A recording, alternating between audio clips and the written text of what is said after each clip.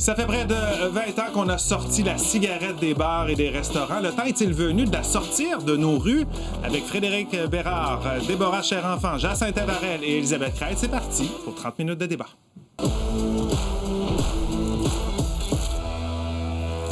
Ça fait des années que fumer, c'est plus cool, hein? On s'entend.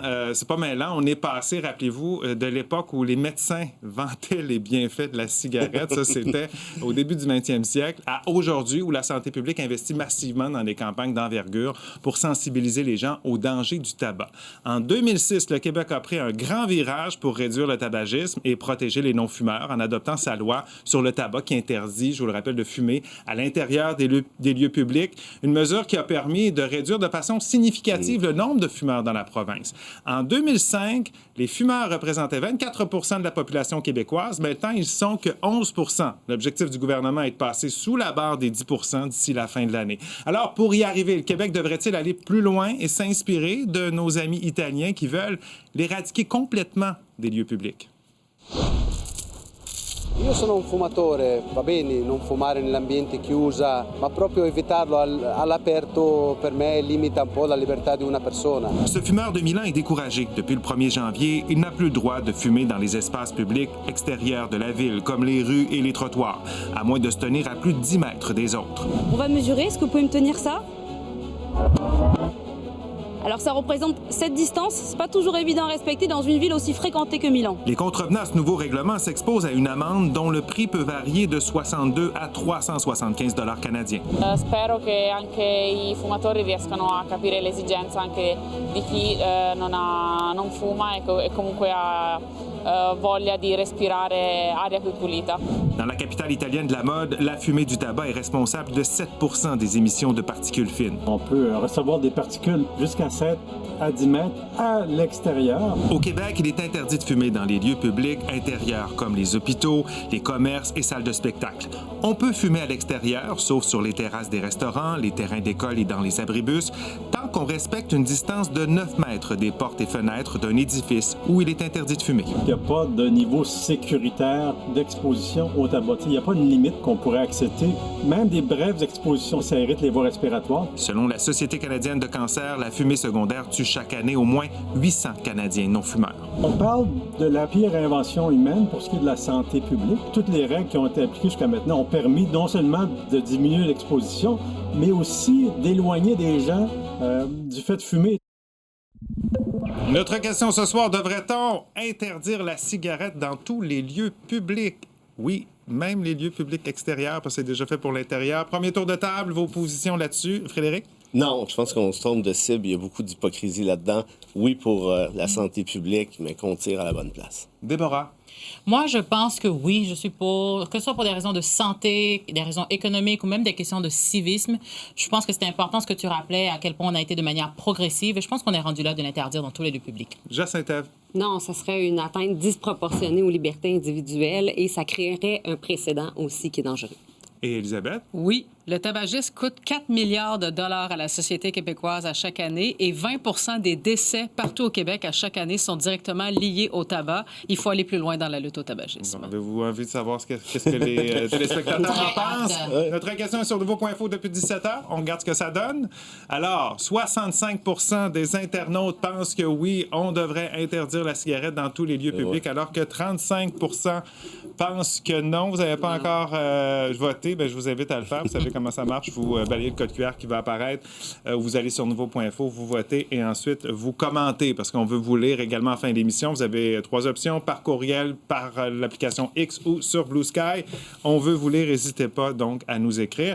Et je vous rappelle que ce soir, vous avez accès encore une fois à votre interrupteur. Gênez-vous pas pour vous en servir. Vous pouvez vous en servir une seule fois pendant ce débat. Alors, ben, allons-y. Qu'est-ce qui te fait dire que non, on ne devrait pas aller jusque-là, alors qu'on a fait beaucoup de choses qui ont eu des résultats concrets sur la santé des gens? Pourquoi pas aller plus loin? Bien, c'est parce qu'on a à peu près tout fait, là. Soyons honnêtes, là. Et on a déjà une réglementation qui est en place, on l'a vu, hein. Pas sur les terrasses, pas sur ci, pas sur ça, pas de moins de 9 mètres, ainsi de suite. Donc, à ce compte-là, ne tombons pas dans cette espèce de show-là, qui est un show d'hypocrisie, puis interdisons tout simplement la cigarette de manière générale. Parce que la fumée en question est beaucoup plus nocive dans les domiciles fixes qu'à l'extérieur. Donc, tu vois, c'est une espèce de raison détournée. Je reviens avec le terme hypocrisie parce que je pense que c'est bon. Mais il faut faire attention avec ça parce qu'on ne le sait pas, en fait. Il n'y a pas d'exposition sécuritaire à la fumée secondaire. Même quelques secondes passées dans un nuage de fumée à l'extérieur, ça peut avoir des impacts sur les voies respiratoires. Fait il faut faire attention avec ça parce que même les médecins le disent, quelques secondes, une très faible exposition peut suffire pour avoir des effets. Là. Oui, même à l'extérieur, la fumée secondaire peut avoir des effets là-dessus. Tantôt, tu disais, bien sûr, tu soulignais le fait que justement que ça, on a progressé, alors que c'est peut-être le petit bout qui reste à faire. Tout à fait. Et par rapport à ce que Frédéric disait, par rapport au fait qu'on se trompe de cible et qu'on devrait attaquer beaucoup plus, je pense que c'est beaucoup plus complexe de s'attaquer à l'industrie du tabac. Je pense qu'il y a plusieurs personnes qui ont essayé en vain et je pense pas que ce soit ça l'objectif non plus. Ben c'est ça. C'est exactement ce que... Mais non. Mais t'es de mon côté, là. Mais non, je ne suis pas du tout de ton côté. C'est exactement ce que je suis en train de dire. Je suis en train de répondre. Si tu me laissais finir ma phrase, tu verrais que je ne suis pas du tout de ton côté. C'est que là encore, on essaie de faire passer parce que oui, on change de cible. Non, l'objectif, c'est de faire en sorte qu'il y ait moins de tabagistes, qu'il y ait moins de décès et d'investissements reliés à la santé publique et aussi qu'il y ait moins d'impact sur la société en général. Parce qu'à un moment donné, pour rebondir sur un point de Jacinthe Ève aussi, dans l'autre camp, c'est que la santé publique doit primer par rapport aux libertés individuelles. C'est qu'on vit jusqu'à nouvel ordre dans une société et qu'il y a eu des étapes qui ont été franchies pour faire en sorte que ça soit peut-être pas plus facile d'arriver à cette interdiction dans tous les lieux publics, mais que les gens sont déjà au courant que de façon générale, en termes d'acceptabilité sociale, on n'est pas pour cette consommation de tabac. Oui, et en quoi, t'es arrivé avec ça tout à l'heure, toi, en partant, tu dis, on respecte pas les libertés. Les libertés individuelles, ça va trop loin. En quoi ça va trop loin? En quoi c'est disproportionné? Ben parce que là, on est sur le trottoir, parce qu'on parle de trottoir. On est sur le trottoir. Peu importe, oui. Et les comportements sont envers... C'est l'individu qui choisit de fumer. Oui, il y a la fumée secondaire, bien entendu, mais il reste que si on se met à éliminer tous les comportements qui sont dangereux pour la santé ou qui sont nocifs pour la santé, on va éliminer le sucre, on va éliminer le gras, on va éliminer les additifs alimentaires. On va carrément interdire la vente de cigarettes. Attendez, je veux vous entendre là-dessus. C'est intéressant ce qu'elle amène. Est-ce qu'on peut comparer la fumée au sucre, au gras et tout ça? Non, absolument pas. Parce que les coûts que j'ai dit tantôt, le 4 milliards de dollars, c'est directement lié au tabac. Le fait de manger du sucre un petit peu à tous les jours peut avoir aucun effet sur ta santé.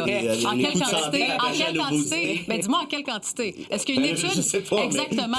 Tandis qu'une très faible exposition à tous les jours de tabac va engendrer ces coûts-là. C'est ça l'affaire, c'est que la quantité n'est pas mesurée. Alors, pourquoi on n'interdit pas de fumer dans les voitures lorsqu'il y a des enfants présents dans la voiture? Pourquoi on n'interdit pas aux gens de fumer à la maison, chez eux? Parce que la fumée dans un espace fermé, un espace clos, est encore beaucoup plus dommageable que sur le trottoir. Non, mais je suis d'accord avec vous, on ne peut pas le faire. Et c'est là où est la limite de la liberté individuelle. Pourquoi on ne peut pas? La question, là, par exemple, je veux juste rappeler une chose, la question du sucre, du gras, je veux dire, la personne qui décide de manger du sucre et du gras, oui, elle coûte cher au système de santé, on s'entend, mais elle décide elle-même de le consommer et elle nuit à elle-même. Souvent elle nuit pas à son voisin qui est en train... Souvent à son insu, pardon, il faut quand même penser à l'industrie agroalimentaire. Alors que la personne qui est en train de fumer et que toi, tu es à quelques mètres d'elle, elle nuit à ta santé. Exact. Et à sa santé aussi. Par contre, pour le sucre, je suis d'accord avec toi, il y a quand même d'autres initiatives. Là, on parle de tabagisme, mais il y a quand même d'autres initiatives, des organisations, je vais les appeler militantes, entre grands guillemets, qui travaillent pour faire en sorte qu'on réduise ou qu'on élimine carrément le sucre. La différence, je pense, avec ces additifs ou ces sucres, c'est qu'il y a des gens qui les consomment sans le savoir parce qu'on a des fois des industries alimentaires qui sont délinquantes, effectivement. Alors que le tabac, la personne qui consomme sa cigarette, non seulement elle nuit à sa santé et coûte cher au système de santé, mais en plus, elle nuit à la santé des personnes qui l'entourent, qui n'ont pas choisi de consommer cette fumée secondaire-là et qui, pour revenir à la question de Jacinthe Ève, c'est que par rapport aux libertés individuelles, pourquoi on n'interdit pas dans les lieux fermés? On ne peut pas... Et c'est là où ça arrête la liberté. C'est là où ça arrête la liberté. C'est qu'on ne peut pas... Dis-moi, je vais donner un peu la parole, puis on va aller à la pause bientôt, mais où commencent et où finissent les libertés? Le droit à la liberté protégé aux chartes protège justement ce type de comportement. Par contre, il n'y a aucune liberté au Québec, au Canada, qui est absolue. Ça veut dire qu'on doit l'évaluer en rapport à les intérêts collectifs, aux intérêts intérêt de... Bon, exactement. Ce qu'on appelle la société libre et démocratique. Donc ici, on interdit le tabac. Évidemment que ça viole votre droit à la liberté, mais c'est racheté dans le cadre d'une société libre et démocratique sans problème. Mais là, si on est rendu à vouloir interdire jusqu'à la fumée à l'autre bout de la rue, à 9 mètres de n'importe... Je veux dire, là, c'est plus si clair que ça que ça Mais va on le être fait avec racheté, le là. cannabis, pourtant. Tu peux pas fumer du pot sur le trottoir. Puis on le fait. Le problème avec le tabac, c'est que c'est un acquis. Les gens ont pu fumer partout quand ils voulaient, et là, on leur enlève Mais ce attends, droit-là. Il y a là selon le la problème. réglementation en place, le 9 mètres s'applique. Tu peux pas sur les terrasses, tu peux pas sur ci, Exact. tu peux pas Et sur pourtant. ça. Là, tu veux l'interdire dans les espaces Mais publics. vous faites la même réglementation pour le cannabis. Vous avez le droit de fumer, mais vous devez fumer chez Non, mais vous ça, dans des secteurs Non, mais où, je comprends. Là, ça revient à la question d'hypocrisie tout à l'heure. Si on a un problème ici, puis on est d'accord pour dire que le tabac, c'est évidemment que ça oui, l'est. exact. Mais pourquoi on ne s'attaque pas à l'industrie du tabac? C'est là que le bas blesse, puis nos gouvernements ont peur, parce que là, évidemment, ils ont des lobbyistes et des impôts, blablabla, blablabla. Mais c'est là-dessus qu'il faut taper, là, pas sur le fait de ben là, t'es à 9 mètres, on va aller jusqu'à 12 mètres juste pour le fun de dire qu'on a fait quelque chose. Ben, l'idée, c'est si la raison, c'est la santé, bannissons la vente de Ben produits voilà. tabagiques. Ben Ça voilà, finit c'est là. tout. Si c'est ça la raison, C'est exactement. bannissez. C'est tout. OK. On s'arrête quelques instants. On vient de me dire justement, allons à la pause. Oui, c'est ça. juste au bon Je moment. sentais que ça s'en OK. venait, c'est pour ça. J'avais pas envie de relancer. Oui, c'est ça. Je vous exact, mais rappelle je l'ai notre pas coupé. question ce soir. Devrait-on interdire la cigarette dans tous les lieux publics comme a décidé de le faire la ville de Milan en Italie depuis le 1er janvier? Allez répondre à la question. Commentez et on poursuit ça à nos retours.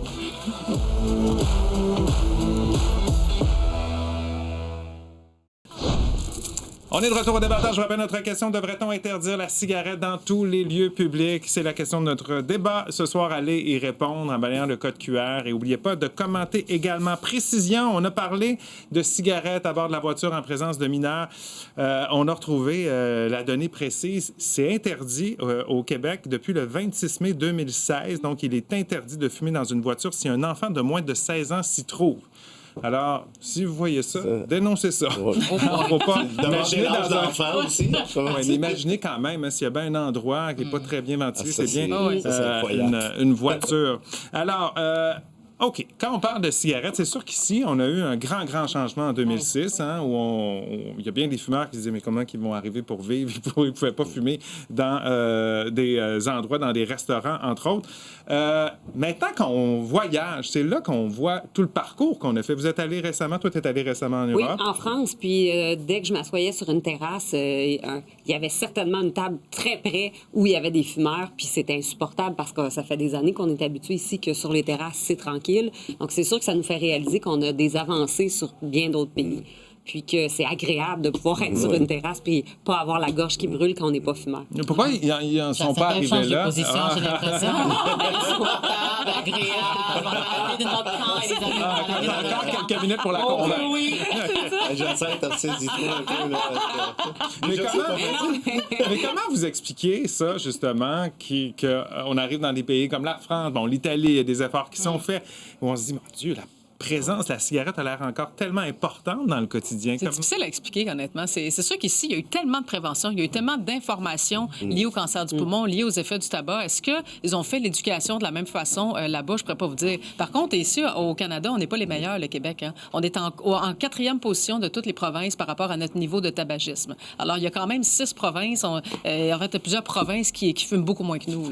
Oui, mais il y a quand même, on a une amélioration là, selon les données, parce qu'on regardait un peu là, 2023, 2022. Je vais vous donner quelques données, OK? Il y aurait, on va mettre ça sur 10, OK? Il y a 1,2 Canadiens sur 10 qui fument, donc 12 c'était en 2022. Si on regarde l'Italie, c'est 2 sur 10. La France, 3 sur 10, donc 30 de la population qui fume. Les Suédois sont pas mal les meilleurs, moins d'1 sur 10, donc 8 de la Oui, c'est population. ça encore. C'est toujours la seule Les pays scandinaves, Ouais. sont La Bulgarie, dans l'Union européenne, c'est assez près de 4 3,7 donc, non, 37 pardon. 3,4 sur 10. 3,7 sur 10. Ouais. OK, on va se démêler. 37 de la population qui fume, c'est beaucoup encore là-bas. Là. Mais il n'y a pas eu que l'interdiction dans les lieux publics qui a contribué à la baisse du taux de tabagisme chez nous. Il y a eu aussi l'étiquetage dissuasif sur les paquets de cigarettes. Il y a eu qu'on cache les paquets de cigarettes. Maintenant, on va dans les dépanneurs, on les voit plus. Il y a eu plusieurs mesures. Il y a eu les campagnes de publicité. Je peux ajouter là-dessus, Jacinthe, que une des plus grandes poursuites de l'histoire au Canada, peut-être la plus grande, était contre R.J. McDonald, la compagnie de tabac. Et ceci ça a créé un buzz épouvantable parce que les gouvernements se sont dit aïe, combien que ça nous coûte ça? On a débusqué toute l'espèce de fraude dont tu parlais tout à l'heure. Fraude que tu veux débusquer pour le sucre et tout, mais pour le tabac, ça te dérange moins. Apparemment, mais ça, c'est un autre débat. Mais tout ça pour dire que ça, je pense que ça a donné un nombre de chocs à la population par le gouvernement. Okay. Mais quand on connaît maintenant les effets sur la santé, la preuve, on nous a informés amplement. On a eu plusieurs campagnes de sensibilisation. Maintenant qu'on a compris qu'il fallait sortir le tabac des lieux publics, pourquoi ne pas le faire dans les lieux? On vit une partie de l'été, de l'année, on va dire l'été chez nous essentiellement, à l'extérieur. On est très près. On est obligé, comme non-fumeurs, de supporter la fumée des fumeurs. Alors pourquoi ne pas aller faire ce pas-là pour le bien de tout le monde et pour la santé des gens? Parce que quand je suis sur une terrasse, je suis captive de mon environnement, le temps de mon repas, le temps de mon café. Donc, c'est normal qu'on ait interdit ça parce qu'on ne peut pas se tasser. Sur le trottoir, on circule, on marche, on se promène. Dans un parc, quand il n'y a pas de jeu pour les enfants, là, c'est permis au Québec. Dans un parc, je peux me tasser, je peux m'éloigner, je peux m'en aller, je peux circuler, je suis pas captive. Donc, c'est là où je dis il y a une atteinte aux libertés individuelles et il y a une espèce d'hypocrisie aussi parce que si vraiment on pense à la santé, je reviens là-dessus, interdisons la vente de produits tabagiques pour que ça revienne à zéro. Mais ce que tu disais aussi tout à l'heure sur la terrasse française où Deborah t'as essayé de te récupérer dans son équipe, il ne faut pas oublier que justement sur les terrasses au Québec, c'est interdit à fond la caisse. Puis près des terrasses, si vous essayez de fumer de l'autre côté du trottoir en parlant à vos amis qui sont en train de manger de l'autre côté, ça ne fonctionnera pas non plus. Vous allez vous le faire dire. Alors au final, il reste quoi? Mais il ne faut pas sous-estimer l'impact des mesures dissuasives parce qu'en 2006, c'est comme la première vague dont on a resserré les règles. Ensuite, en 2015, il y avait 19 des Québécois qui étaient des fumeurs. En 2018, on a rajouté d'autres règles, l'affaire du 9 mètres par rapport aux portes et aux fenêtres. Et en 2023, on est rendu à 11 de la population qui est fumeur. Les règles dissuasives fonctionnent. C'est ça qui a un impact direct sur le nombre de fumeurs. Et je pense que si on veut atteindre en bas de 10 puis même peut-être atteindre le 1, 2, 3 exactement, parce qu'on a encore 4 milliards de dollars que ça nous coûte par année là, pour ces 11 %-là, mais je pense que ça prend d'autres mesures dissuasives. C'est comme le cannabis, finalement. Moi, je mettrais ça sur le même niveau. Tu as le droit de fumer, mais chez vous, tranquille, tu peux pas fumer dans les lieux publics, et c'est comme ça. Mais ils vont encore être malades, ces gens-là, s'ils fument dans leur salon, dans un appartement fermé. Et c'est leur choix, leur liberté. Ils vont moins, ils vont choisir. Mais non, mais ça fait partie de vos arguments. Oui. Non, mais ils vont moins fumer. Ça va avoir un effet dissuasif. Mais là, faut arrêter. Là, les gens choisissent. Ils achètent leur paquet de cigarettes, ils achètent de fumer, qu'ils fument dans leur maison, dans leur toilette, devant leur famille. Ça, c'est leur affaire. Là, à partir du moment où ils consomment leurs cigarettes à l'extérieur, dans les lieux publics, les trottoirs, comme on disait, et que justement, je suis en train de circuler, que je sois fixe ou que je sois au téléphone, moi, effectivement, c'est quelque chose qui me dérange de plus en plus, qu'on soit en mesure de respirer, que ce soit la fumée de la cigarette ou la fumée du cannabis. On fait quoi avec les personnes itinérantes? C'est-à-dire... c'est un jugement, là, rendu là. Non, mais eux, ils peuvent pas fumer chez eux. Les personnes qui n'ont pas de domicile fixe, ils fument où? Non, mais je veux dire, on va exercer avec eux le même jugement qu'on le fait avec l'alcool. Tu n'as pas le droit de boire sur les lieux publics, mais je veux dire, on exerce un certain jugement. Le droit ne peut pas être parfaitement arbitraire. Il faut que ce soit minimalement temps. Puis moi, j'ai une question pour vous deux. Qu'est-ce qui vous fait si peur d'interdire tout ce qui se passe côté tabac? Est-ce que la production, la vente, ça pourrait faire l'objet d'un débat. Ça pourrait faire l'objet d'un débat. On va leur demander. Moi, je suis pas rendu là. Comme je veux pas interdire le cannabis non plus. Moi, je le mets sur les mêmes limites que le cannabis. Tu peux fumer encore, si tu veux, la cigarette, mais sous les mêmes normes que le cannabis. On a déjà 9 mètres. Qui n'est pas respecté tout le temps. Exact. Être honnête, là. Mais si on met 15 mètres, ça va être plus respecté. Puis quelle sorte de bureaucratie qu'on va mettre en place pour surveiller ceux qui la délinquance, pour donner les amendes? On va donner des amendes de combien? Combien ça va nous coûter toute cette bureaucratie, cette gestion-là? Pour surveiller, pour faire je pense pas qu'on va aller là. C'est pas comme le cas de Airbnb. Moi, je rejoins Elisabeth là-dessus, dans le sens où faut pas sous-estimer le pouvoir des mesures dissuasives. Là, ce qu'on veut aussi, c'est créer une société qui consomme de moins en moins. Peut-être qu'on va pas réussir à sauver ceux qui consomment présentement, mais par rapport à la relève, les jeunes, mais ils vont fumer moins. Ils vont fumer moins. Commentaire de Gilles pour aller à la pause et de répondre à notre question, est-ce qu'on devrait interdire la cigarette dans tous les lieux publics? Non, car il y a déjà de nombreuses interdictions et il y a des limites à ostraciser les fumeurs. La prévention et la cessation du tabagisme semblent plus porteuses. Tel commentaire de Gilles, on s'arrête quelques minutes. D'autres commentaires au retour et on verra si l'aiguille a bougé.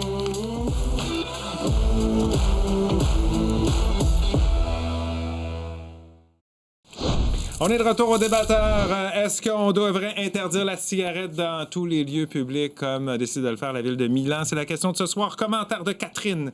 Oui, c'est une question de santé publique. À partir du moment qu'un geste peut nuire à la santé de quelqu'un, on doit l'interdire ou au moins l'encadrer. Alexandre nous dit, avant d'interdire la cigarette partout, il faudrait déjà réussir à faire appliquer les lois actuelles. Le nombre de personnes qui vapotent dans les lieux fermés, par exemple, est assez alarmant. Toujours ça, le défi, hein, quand on arrive avec d'autres interdictions, puis tu le soulignais, faire appliquer ça, faire respecter ça. Tiens, PL Cloutier, qui a décidé de s'inviter à l'émission ce soir, il dit non, tant qu'à ça, on interdit les haut-parleurs, les gens qui marchent à deux sur les trottoirs, les sacs dans les autobus et la nourriture qui sent fort au bureau. Bon, il y a 4 sujets de débat là-dedans. Mais je suis d'accord, par contre, pour les haut-parleurs, surtout dans le transport en commun, mais ça, c'est notre débat. OK. Si on ne va pas jusque-là, jusqu'à interdire, qu'est-ce qu'on peut faire pour peut-être davantage? Est-ce qu'on devrait sensibiliser? Est-ce que le gouvernement devrait faire des campagnes pour dire, OK, c'est pas interdit de fumer en public, mais on devrait lancer un message que c'est pas une bonne idée de fumer en public parce qu'on revient à ça, la santé. Oui, il y a la liberté individuelle, mais le fumeur qui fume en présence de d'autres personnes, impose sa fumée aux autres et c'est un problème de santé. Est-ce qu'on devrait aller jusque-là? Oui, c'est de la courtoisie aussi de faire attention à sa fumée qu'on sait qui sent de loin. Alors, on peut incommoder les gens, mais tu sais, donc d'informer ou de sensibiliser à des gestes de courtoisie comme ça peut être intéressant, mais pas de légiférer. Ben, ça n'aura pas de résultat. Là. On peut bien le faire, mais ça ne va absolument rien changer sur le terrain. Là, je ne pense pas que les gens ont assez pris conscience des problèmes de santé reliés au tabagisme, que si on lance des campagnes de sensibilisation sur le respect de l'autre, ça pourrait pas avoir un effet. Non, parce qu'on va chercher ceux qui fument sur les trottoirs. Puis là, on va leur dire, arrêtez de faire ça parce que c'est pas bon pour les autres. Non, je pense pas que ça va changer quoi que ce soit. Je pense que les gens sont conscients des risques et sur eux et sur les autres, mais les gens sont encore plus convaincus que leur liberté prime. Allons voir si ça fait bouger l'aiguille ce soir. En début d'émission, 65 des gens disaient oui, 35 des gens disaient non. On termine ça. Et c'est plus serré. 53 des internautes pensent que oui, alors que 47 des gens pensent que non. Les fumeurs sont revenus de leur pause. Alors voilà, en tout cas, peut-être que cette question ce soir, qui a été inspirée d'ailleurs d'un article dans la presse ce matin, on les remercie. Ça a fait beaucoup jaser un peu partout aujourd'hui. Passez une excellente nuit. On se retrouve demain. Bye-bye.